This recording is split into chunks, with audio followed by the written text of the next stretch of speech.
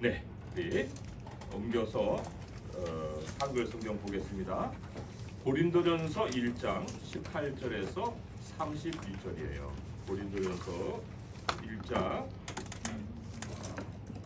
18절에서 31절입니다. 십자가의 도가 멸망하는 자들에게는 미련한 것이요 구원을 받는 우리에게는 하나님의 능력이라. 기록된 바 내가 지혜 있는 자들의 지혜를 멸하고 총명한 자들의 총명을 폐하리라 하였으니, 지혜 있는 자가 어디 있느냐, 선비가 어디 있느냐, 이 세대의 변론가가 어디 있느냐. 하나님께서 이 세상의 지혜를 미련하게 하신 것이 아니냐. 하나님의 지혜에 있어서는 이 세상이 자기 지혜로 하나님을 알지 못하므로 하나님께서 전도에 미련한 것으로 믿는 자들을 구원하시기를 기뻐하셨도다. 유대인은 표적을 구하고 헬라인은 지혜를 찾으나 우리는 십자가에 못 박힌 그리스도를 전하니, 유대인에게는 거리끼는 것이요 이방인에게는 미련한 것이로되 오직 부르심을 받은 자들에게는 유대인이나 헬라인이나 그리스도는 하나님의 능력이요 하나님의 지혜니라. 하나님의 어리석음이 사람보다 지혜롭고 하나님의 약하심이 사람보다 강하니라. 형제들아, 너희를 부르심을 보라. 육체를 따라 지혜로운 자가 많지 아니하며 능한 자가 많지 아니하며 문벌 좋은 자가 많지 아니하도다. 그러나 하나님께서 세상에 미련한 것들을 택하사 지혜 있는 자들을 부끄럽게 하려 하시고, 세상에 약한 것들을 택하사 강한 것들을 부끄럽게 하려 하시며, 하나님께서 세상에 천한 것들과 멸시받는 것들과 없는 것들을 택하사 있는 것들을 폐하려 하시나니, 이는 아무 육체도 하나님 앞에서 자랑하지 못하게 하려 하심이라. 너희는 하나님으로부터 나와서 그리스도 예수 안에 있고, 예수는 하나님으로부터 나와서 우리에게 지혜와 의로움과 거룩함과 구원함이 되셨으니, 기록된 바 자랑하는 자는 주 안에서 자랑하라 함과 같게 하려 함이라. 아멘. 고린도 전서를 사도 바울이 썼죠. 많은 서신서를 사도 바울이 썼습니다. 자, 고린도 전서만 아니라 이 성경을 쓴 이 많은 성경을 쓴 바울이 어떻게 그리스도인이 됐을까요? 바울은 학문이 많은 사람이에요. 종교성도 대단한 사람이에요. 바울은 다소라는 곳에 태어났습니다. 저기 소아시아 지역, 지금은 튀르키예 지역의 다소에서 태어났는데 13살 때쯤에서 예루살렘으로 옮겨왔어요. 온 가족이. 로마 시민권이잖아요. 시민자잖아요. 제가 이제 그 아침 말씀에서 설명을 드렸지만은 로마의 시민권을 외국인이 갖는 건 되게 어려운 일이에요. 대부분은 1년 품삯을 뇌물로 바쳐서 이 시민권을 얻었어요. 돈 주고. 그런데 태어나면서부터 시민권이 되려면 로마의 공적을 세워야 돼요. 군대에 가서 이 승리를 거두되 굉장히 혁혁한 승리를 거둔다든지, 아니면 로마 군대의 물자를 지원을 해서 그 로마 군대가 싸움에 승리할 수 있게끔 보조를 한다든지, 이런 이제 내력이 있어야만, 이력이 있어야만 로마 시민권을 받습니다. 근데 그 바울의 집안이 장막 깁는 집안이잖아요.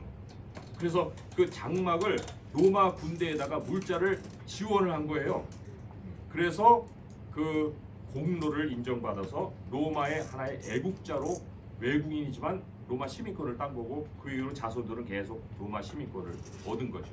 그러니까 상당히 자긍심이 있는, 로마 사람 앞에서도 내가 로마 시민이요 하는데 외국인이 로마 시민인 거면 이거는 자기 제국에 엄청난 공을 세웠다라는 표시가 그 암시되어 있는 거예요.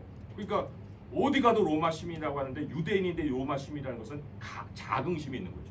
학문도 많아요. 또 언어도 엄청나게 참 능통해요. 헬라어, 히브리어 다 합니다. 그리고 13살에 그 예루살렘으로 옮겨가서 납비의 이제 훈련을 받기 시작하죠. 그때가 가장 적합한 나이에요. 13살.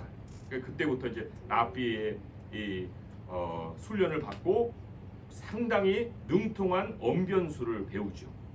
거기에 이제 변증법도 배우고 많은 것들을 배웁니다. 그런데 이런 것들이 바울이 그리스도인 되는데 아무짝에 쓸모가 없었어요.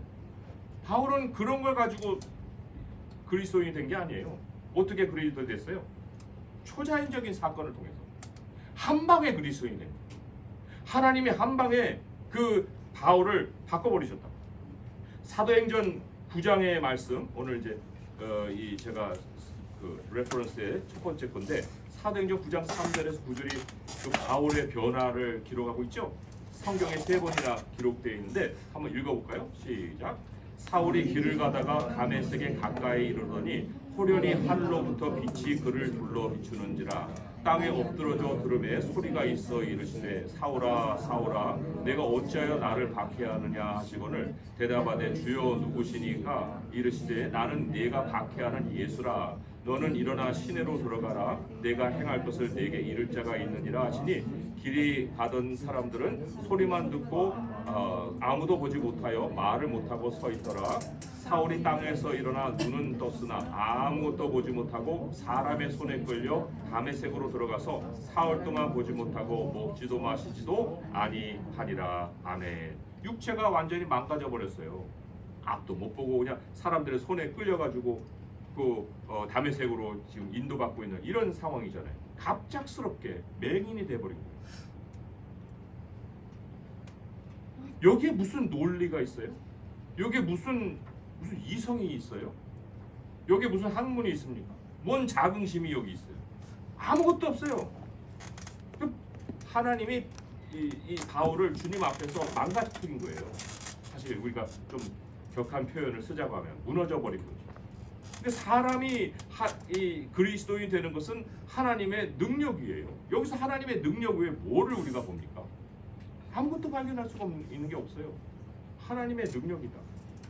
우리가 이제 영어 성경에도 아기 이제 얘기를 좀 했는데, 아기가 태어나기 위해서 많은 보조적인 것이 있잖아요. 산부인과 또 태어나면은 또 산후조리원, 거기다 태교도 하고 여러 가지 자료들이 많이 있는데, 그 수많은 것들이, 아니 애가 뱃속에 임신이 안 되면 뭔 소용이 있어요? 또 임신이 돼도 그 애를 키워내는 건 하나님의 능력이지요. 산부인과 의사가 뱃속에 애를 키워냅니까? 못하지요. 하나님의 능력이죠. 태를 여는 것도 하나님의 능력이고, 자라게 하는 것도 능력이고, 나오게 하는 것도 하나님의 능력인 거예요. 모든 것은, 다른 것들은 다 보조일 뿐이지. 하나님이 태를 닫으시면 몸부림쳐도 아이가 안 생기잖아요. 우리가 그런 것을 생각할 때 그리스도인이 태어나는 것도 마찬가지라는 거예요. 아이가 태어나는 거랑 똑같은 거예요. 그리스도인이 태어난 것은 모두 하나님의 능력이에요. 파워다. 하나님의 파워다. 하나님은요, 사람이 크리스천 되는 거, 그게 하나님이 하셨다 라는 것을 절대로 의심하지 못하도록 오히려 더 못한 열악한 상황을 자꾸 만들어 가십니다.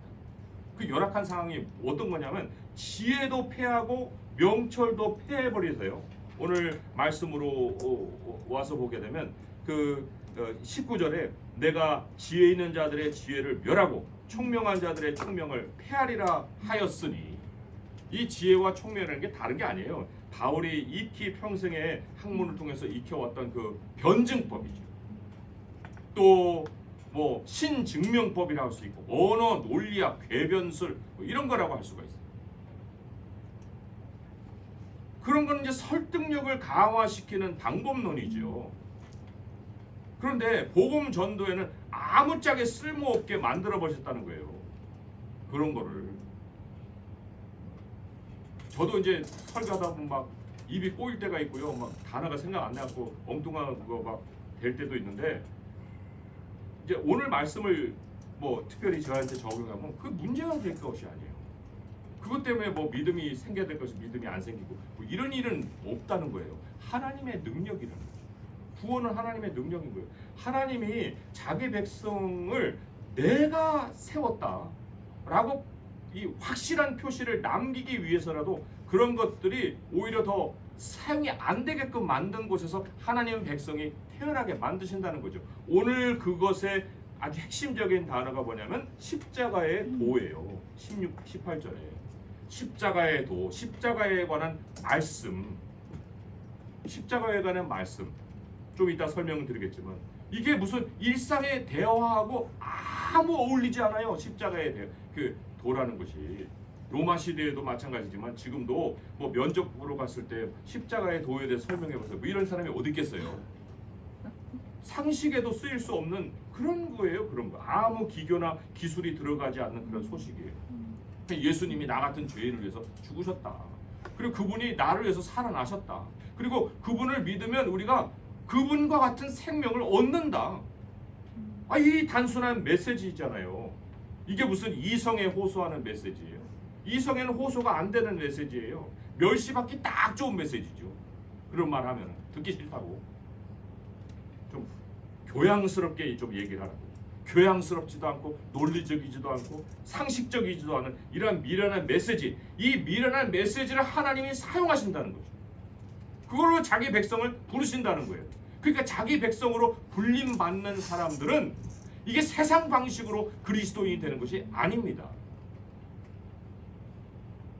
많은 교인들이 그리스도인이 사람들을 그리스도로 인도하기 위해서 별의별 방식을 많이 사용하고 사람들에게 어필이 되는 호소력이 있는 그런 방법을 사용하려고 뭐 레스토랑 같이 차려놓기도 하고 콘서트를 하기도 하고 다 하는데 그것들이 하나님이 자기 백성을 부르시는 일에는 아무짝에 쓸모가 없고 그렇게 해서 그리스도인이 됐다고 하면은 의심해 봐야 될 상황일 수도 있다는 거예요. 왜요? 하나님은 오히려 내가 했다는 것을 하기 위해서 더 안 좋은 상황을 만드신다니까요. 그냥 의자 몇 개 놓고 사람들 오게 만들어서 이게 뭐야? 왜 이런 데다 우리를 불러놨어? 할 정도의 분위기 속에서도 하나님은 하나님의 백성을 부르신다는 거예요. 그렇지 않으면 그 마케팅이죠. 마케팅 전략. 그런데 지금까지 열방의 경계선을 넘어서 고대의 메시지가 얼마나 오래됐어요. 성경이 몇천 년 됐잖아요. 고대 문서잖아요 이게. 그런데 이 몇천 년 된 메시지가 지금까지도 현대인에게 먹히고 또 그것 통해서 구원이 일어나는 이러한 것이 있어요? 없어요. 없습니다. 이건 하나님이 하시는 일입니다. 믿음은요 논리에 설득당하는 게 아니에요. 그거는 믿음이 아니죠. 믿음은 창조되는 겁니다. 십자가의 메시지를 들을 때 하나님께서 그 사람에게 빛이 비치게 하셔서 그 빛이 있으라 하는 하나님의 선포가 그 사람 안에 믿음을 낳는 거예요. 그 믿음이 자기 거예요? 하나님이 주신 것이지. 믿음은 자기 것이 아닙니다. 사도 바울이 그걸 경험한 거예요. 사도 바울이 오히려 그는 더 조심한 것이 있는데 더 조심한 것이 자기의 이력을 자기가 사용할까 봐 전도할 때 그것을 그 이력이라는 게 뭐겠어요? 논리술, 궤변술, 변증술 이런 거 사용할까 봐 굉장히 조심했다는 거예요. 오늘날에 어떤 목회자는 언어의 마술사라는 별명을 가졌어요. 언어의 마술사. 마술사라는 말도 안 어울리지만 목사하고 마술사하고 안 어울리지만 언어의 마술사라는 건 진짜 안 어울리는 얘기예요. 왜 그런 그 별명을 얻었을까요? 그분은 제가 한 설교를 두 번도 안 들어본 것 같아요. 한 번 정도 들어본 것 같은데 되게 교양적인 걸 얘기하고 또 감동적인 것을 얘기하고 그래서 선포가 아니라 그냥 설득이에요. 마케팅하는 거니까 복음을 마케팅하는 거라고 볼 수가 있어요. 그런데 바울이 뭐를 조심했다고요? 고린도전서 2장 1절에서 5절 같이 읽어볼까요? 시작. 형제들아 내가 너희에게 나아가 하나님의 증거를 전할 때에 말과 지혜의 아름다운 것으로 아니하였나니 내가 너희 중에서 예수 그리스도와 그가 십자가에 못 박히신 것 외에는 아무것도 알지 아니하기로 작정하였습니다. 내가 너희 가운데 거할 때에 약하고 두려워하고 심히 떨었노라. 내 말과 내 전도함이 설득력 있는 지혜의 말로 하지 아니하고 다만 성령의 나타나심과 능력으로 하여 너희 믿음이 사람의 지혜에 있지 아니하고 다만 하나님의 능력에 있게 하려 하였노라. 아멘. 이거죠. 그러니까 그 어떤 목회자 때문에 교회를 나간다 하는 거는 굉장히 참 안 좋은 열매예요, 사실. 예수 그리스도와 그의 십자가라고 했죠. 예수 그리스도와 그의 십자가. 이게 이제 십자가의 도라는 말하고 똑같은 건데. 자, 성경 전체를 한번 요약을 해볼 때 성경 전체가 뭐를 얘기할까요? 이 십자가는 죽음이잖아요. 죽음. 예수님과 죽음 외에 성경의 줄거리를 찾아볼 수 있을까요? 다른 것에서? 아니, 하나님이 창조하셨는데 그 창조했던 에덴 동산의 현장이 어떤 현장이에요? 동물에게 하나님이 그 동물의 피를 흘려서 가죽 옷을 입힌 그 현장이잖아요. 죽음의 현장이잖아요. 그 죽음의 현장을 벗어났을 때 또 무슨 현장이 펼쳐졌어요? 아벨이 죽잖아요. 가인에게 돌로 쳐서 죽여갖고 핏소리가 그냥 땅에서 나오잖아요. 이 핏소리가 바로 또 예수 그리스도와 십자가예요. 그 핏소리를 이어받아서 노예 속에서 핏소리가 또 나오죠. 이스라엘 백성들이 구원해달라고. 그래서 거기서 하나님이 모세를 보내시잖아요. 구약의 모든 희생이 뭘 얘기합니까? 죽음이잖아요. 핏소리잖아요. 그 드려지는 희생이 다 예수 그리스도를 우리에게 말씀하는 거고, 그리고 선지자들이 예언한 것이 뭐예요? 고난받는 종이잖아요. 그것도 예수 그리스도의 죽음이잖아요. 그리고 실제로 예수님이 오셔서 죽으셨고, 그리고 이 이후에 기록된 모든 신약은 뭐를 전합니까? 예수님의 죽으심과 부활을 전하잖아요. 그러면 예수 그리스도와 십자가를 빼놓고 뭐 여기서 교양을 찾아요? 뭐가 있습니까? 없어요. 그것이 바로 성경이 전하는 복음이라는 거죠. 그러니까 성경만 전하면 하나님이 역사를 하시는데, 성경을 제쳐놓고 다른 걸 전하니까 교양 그리스도인들은 배출이 되는지는 모르겠지만 거기에서 참 그리스도인들은 얼마나 될까?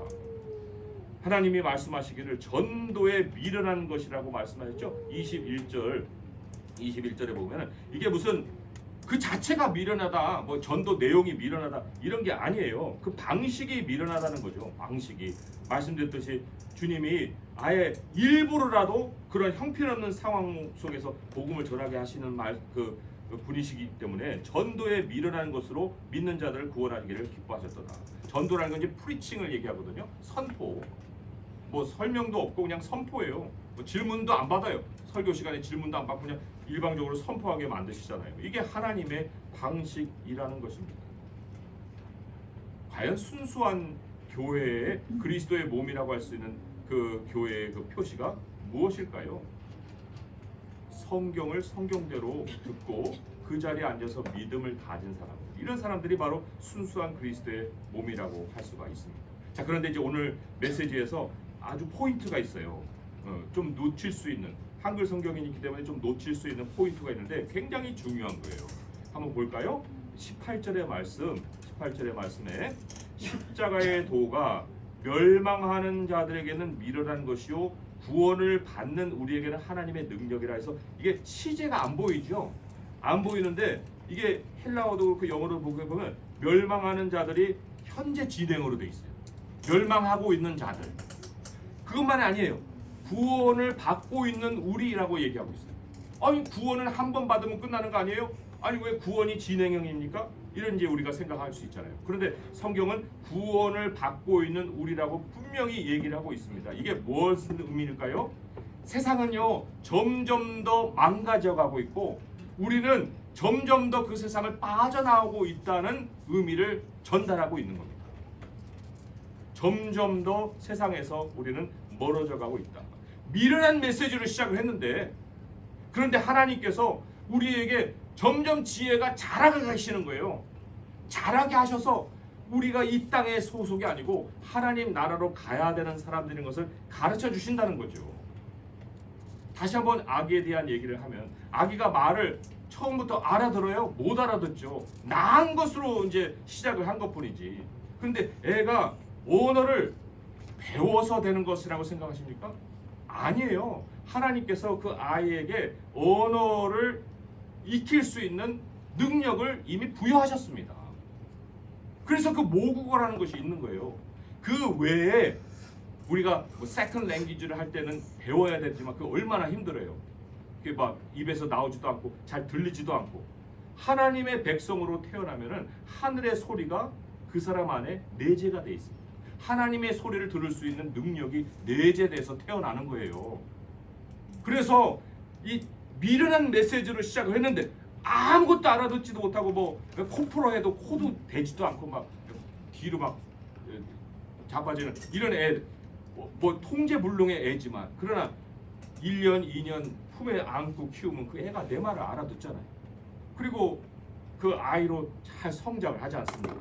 그렇기 때문에 주님은 여기서 그 우리는 구원을 받고 있는 우리라고 말씀을 하시는 거죠. 네이티브 스피커도 있지만 네이티브 크리스천인 거예요. 우리가 하나님이 우리로 태어나게 하시고 자라게 하신 사람이라는 거죠. 가라지는요, 사실 이 알곡 속에 섞여서 흉내는 내고 있어요. 그런데 알곡을 내지 못해요. 열매가 없어요. 그 열매라는 게 뭘까요? 성경이 귀에 꽉 막혀 있어요. 성경 얘기만 하면은 이게 눈이 다치고 귀가 다치고 그냥 졸린 거예요. 그냥 예배만 빨리 끝나야 되는 이런 상황인 거예요. 우리가 그래서 하나님의 백성으로 자라기 위해서 무엇이 있어야 되는가? 바로 이 미련한 십자가의 도, 이게 우리 중심에 있어야 하는 거예요. 우리는 진행형의 그리스도인으로 살아가야 하는 거죠. 그 변화의 과정을 이제 우리 뭐 중간에 있는 말씀은 다 그거에 대한 연결이고, 변화의 과정을 30절에서 31절이 잘 얘기를 하고 있어요. 그래서 마지막으로 이 말씀 읽고 메시지를 맺도록 하겠습니다. 같이 한번 읽어볼게요. 시작. 너희는 하나님으로부터 나와서 그리스도 예수 안에 있고, 예수는 하나님으로부터 나와서 우리에게 지혜와 의로움과 거룩함과 구원함이 되셨으니, 기록된 바 자랑하는 자는 주 안에서 자랑하라 함과 같게 하려 함이라. 아멘. 하나님으로부터 난 것도 하나님이 하셨고, 우리가 계속해서 변화되는 것도 누가 하셔요? 예수님이 하신다고요. 예수님이 지혜와 의로움과 거룩함과 구원함이 되셨다는 거예요. 우리를 자랑할 것이 없다는 겁니다. 주 안에서 변화는 반드시 하나님 백성에게는 일어나는 거예요. 우리가 이것을 마음에 새기고, 하나님 이제 이후로도 절대로 세상 것을 더해서 내 믿음이나 내 신앙생활에 빛나는 어떤 그 표시를 남길 것이 아니고, 하나님 더 정말 주님이 투박하게 생각하시고 정말 그것을 통해서 역사하신 주님의 능력이 있는 십자가의 도로 돌아와서 말씀에서 길을 얻고, 말씀에서 빛을 얻고, 말씀에서 자라갈 수 있는 제 모습이 되게 하옵소서. 이런 기도로 주님을 찾아 나갈 수 있는 성도 될 수 있기를 주님의 이름으로 축원드립니다. 기도하겠습니다. 하나님 아버지, 우리는 절대로 설득당해서 하나님을 믿는 것이 아닙니다. 우리 주님이 우리를 주의 영으로 낳으셨고, 또 주의 영으로 키우셨고, 이제는 주의 소리를 듣게 하셨고, 하나님이 하늘의 언어의 어휘력을 늘려주셔서 우리가 주님의 소리를 알아듣게 하셨나이다. 아버지 하나님, 이 투박한 방식을 주님은 사용하시는데 우리가 너무나도 참 우리를 빛깔좋게 만들려고 하는 그런 시도는 없는지요. 아버지 하나님, 이제 우리들의 모든 이 은혜 아닌 것, 자랑스러운 것, 이런 거 다 내려놓게 하시었고, 사도 바울이 주님의 그 은혜로 전적인 능력으로 변화되어 주님께 사로잡혔던 것처럼 우리도 주님의 능력으로 매일같이 사로잡혀서 하나님의 역사를 맛보고 또 하나님의 역사 안에서 자라가고 변화될 수 있게 도와주시옵소서. 우리 주 예수 그리스도의 이름으로 감사하며 기도합니다. 아멘.